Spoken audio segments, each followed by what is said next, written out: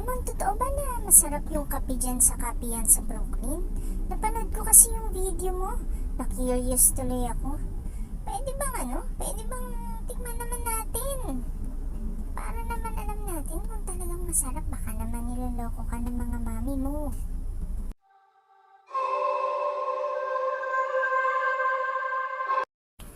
Oo, quiz. Masarap talaga.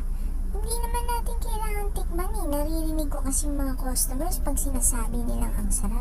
Alam mo, lalo na yung huling-huling drinks ng kapihan na ginawa. Yung dark choco matcha. Lagi silang nagsasabing masarap. Medyo dumarami na nga yung order nun eh. At saka, isa pa, hindi ako niloloko ng mga mami ko. Tapat yun, honest sila. Kaya, wag na natin tikman, bawal sa atin yun. Basta maniwala ka sa akin, masarap talaga ang mga kape at mga drinks na iba sa kapihan sa Brooklyn. O ano pang inaantay mo? Alika na, punta ka dito, laro na lang tayo. 1, 2